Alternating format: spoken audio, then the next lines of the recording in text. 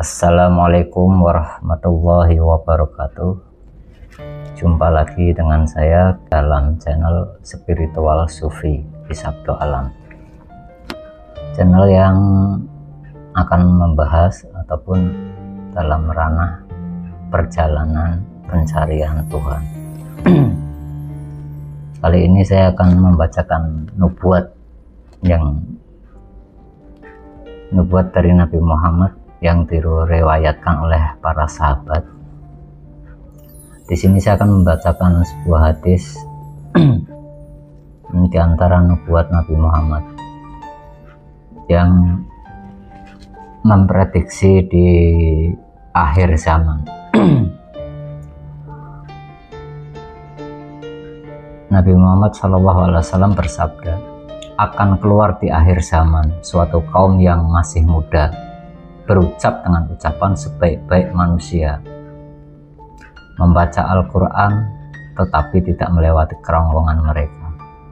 Mereka keluar dari agama Islam sebagaimana anak panah meluncur dari busurnya. Maka jika kalian berjumpa dengan mereka, perangilah mereka, karena memerangi mereka menuai pahala di sisi Allah kelak di hari kiamat. Hadis riwayat Imam Bukhari 3342.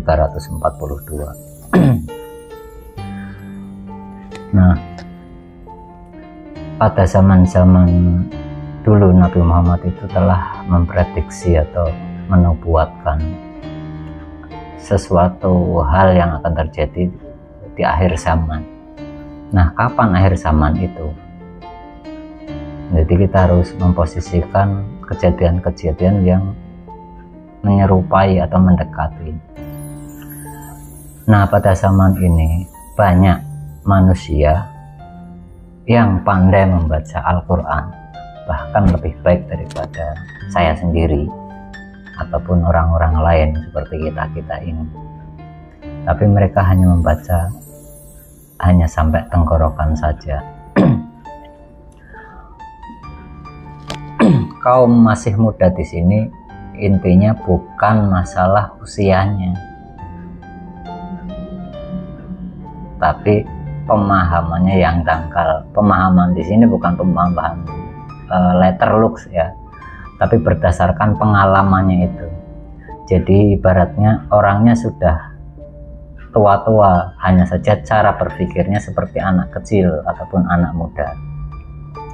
Yang jiwa-jiwa muda itu sifatnya kan bahasa kalau zaman sekarang itu masih labil-labilnya kan gitu, nggak sesuai dengan diri langsung salah kan gitu, nggak sesuai dengan diri kita ataupun berbenturan dengan selera kita langsung salah, kau sesat, kau bid'ah kan gitu.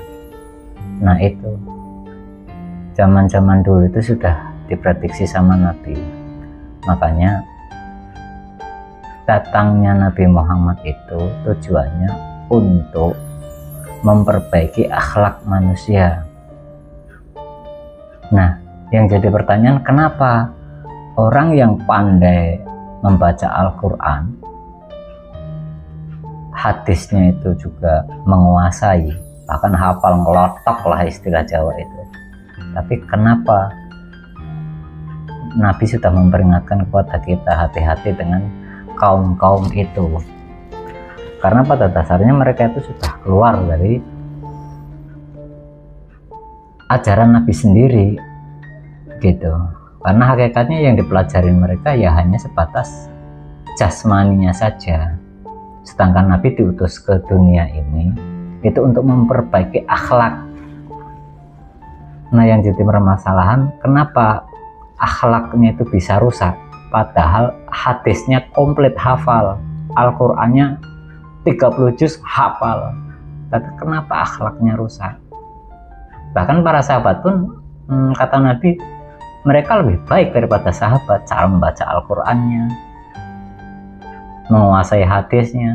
Tapi kata Nabi, mereka keluar bagai anak panah, keluar dari, melesat dari busurnya gitu. Ya, disinilah letak kuncinya. Kenapa orang yang sudah hafal Al-Quran, yang pandai hadis, bahkan hafal ribuan hadis, tapi dibilang Nabi akhlaknya itu rusak sehingga tidak taat, tidak mengikuti perintah. Perintah siapa? Perintah Nabi.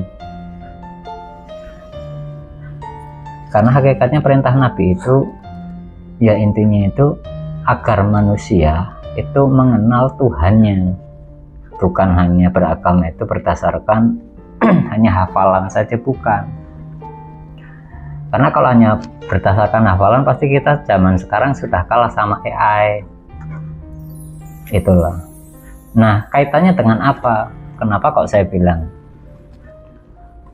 ada kaitannya dengan akhlak?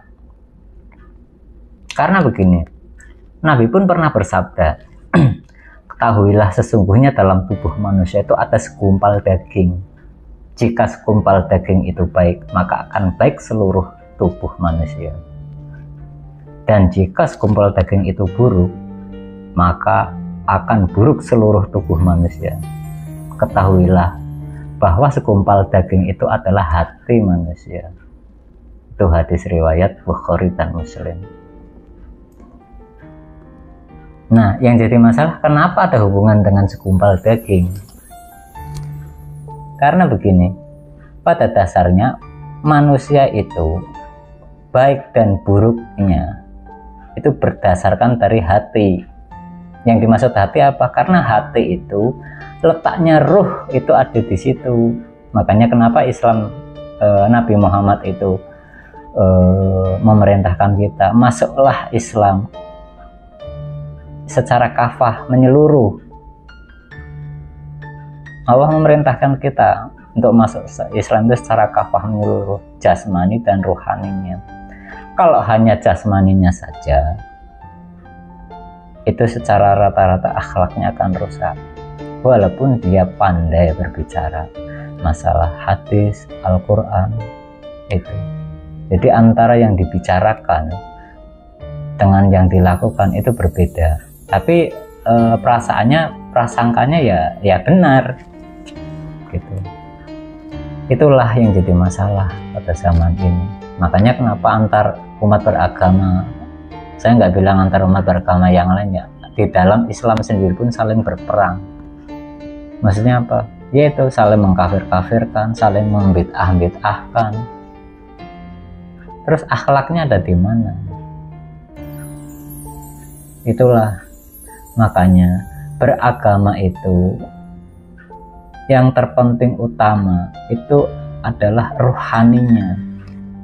Bukan berarti jasmani itu tidak penting. Jasmani nanti akan mengikuti ketika rohaninya sudah baik. Nah, syarat mengislamkan rohani itu bagaimana? Karena tidak bisa tiba-tiba kita dilahirkan rohani kita sudah istilahnya itu Islam. Kalau masih bayi mungkin ya, tapi kalau sudah dewasa, sudah besar, sudah terselimuti oleh hawa nafsu, itu akhirnya rusak, tertidur, ruh kita itu tertidur. Makanya masuklah ke dalam Islam yang kafah, menyeluruh jasmani dan rohani. Nah, di sini untuk mengislamkan rohani kita itu harus melalui prosesi baiat yang namanya. Jadi di sini bukan baiat yang sifatnya aku berjanji kepada si A si B, bukan. Intinya itu diseberangkan dari alam jasmani, dari alam dunia ke alam rohani. Jadi apa? Dari alam dunia ini menuju alam akhirat, melewati alam barsyah yang kata Nabi, mutu qabla anta mutu, matikanlah dirimu sebelum engkau mati. Nah, itu yang jarang dipelajari atau didalami oleh orang-orang pada zaman sekarang, karena lebih cenderung suka dengan hafalannya. Padahal Al-Quran itu ya kalau secara dasar disebutnya itu petunjuk. Yang disebut umpamanya ada perintah baca-baca, bukan berarti hanya sekedar dibaca. Contoh begini, ketika dulu Nabi Muhammad disuruh naik malaikat Jibril untuk Iqra untuk membaca, menyebut Bismi rabbikal ladzi khalaq, sebutlah nama Tuhanku. Itu bukan berarti terus Nabi Muhammad niruin Iqra bismi rabbikal ladzi khalaq. Itu mah bukan